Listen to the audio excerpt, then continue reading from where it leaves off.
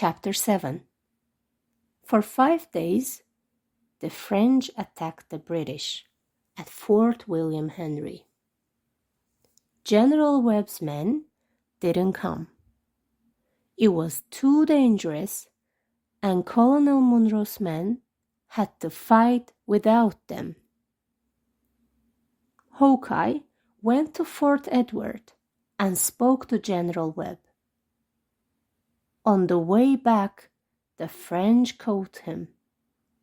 He had with him a letter from General Webb for Colonel Munro, and the French took it from him. On the 5th day, Mayor Duncan went to Colonel Munro. "It's very dangerous here, and our men are tired," he told the colonel. Colonel Munro said, "Montcalm wants to talk to me." So the fighting stopped, and Montcalm and Munro met. The Frenchman was with 3 of his men and the chiefs of some Huron tribes. Munro stopped suddenly when he saw Magua, but then he turned to Montcalm. The Frenchman spoke in French, and Mayor Duncan translated into English. Montcalm started, "We can fight with you and kill you. I have many men here." "Yes, you have many men," said Munro. "But we have many men too." "But they aren't here," answered Montcalm. He gave Munro Webb's letter, and Munro read it. His face changed. The letter said, "I cannot send any men to you. Give Fort William Henry to the French." Montcalm said, "You have to give up.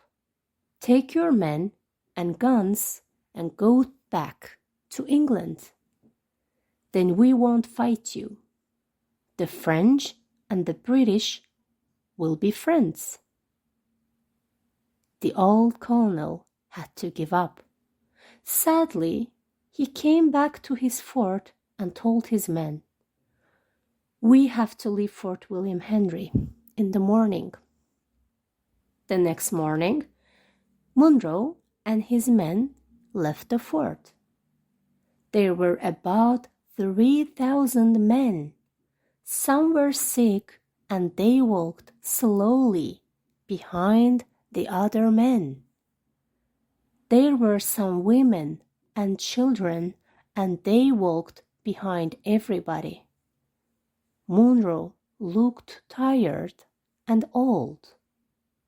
"Your father wants to walk with his men." Duncan told Cora, "You and your sister will ride on the horses with David Gamut. You'll be safe with him." David Gamut was a music teacher in the church.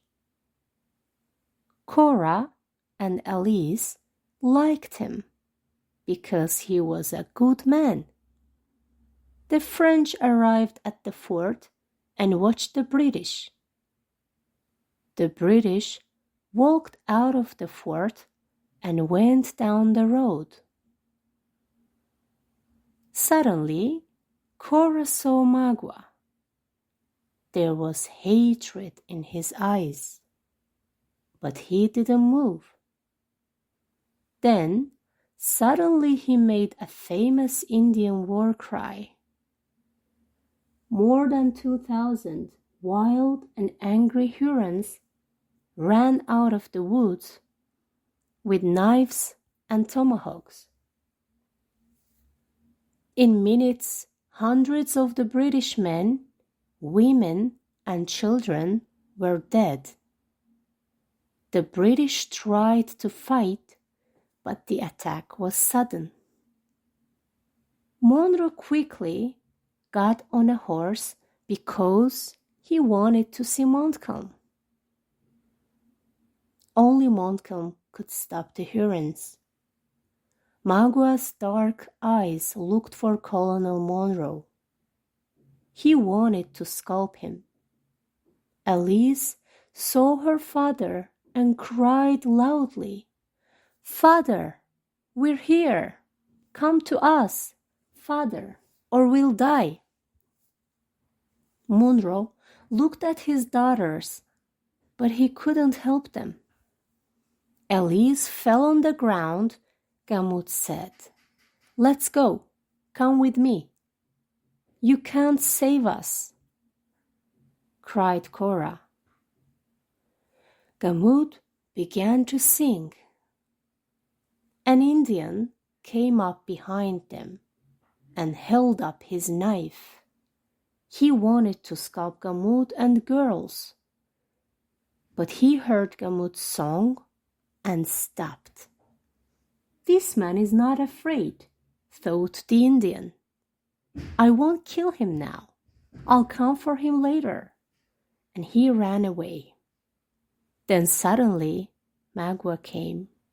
He took Cora's arm. "You don't have to die. You can come and live with me." "I hate you," shouted Cora. "Magua is a great chief," he shouted angrily. "Will you go with me?" "Never. You can kill me," cried Cora. Suddenly, Magua took Elise in his arms, carried her into the woods. Cora ran after them, and Gamut ran after her. He didn't stop singing. The other Indians didn't stop them. They were hypnotized with his song. In the woods, Magua put the two girls on a horse and rode through the woods. Gamut followed them.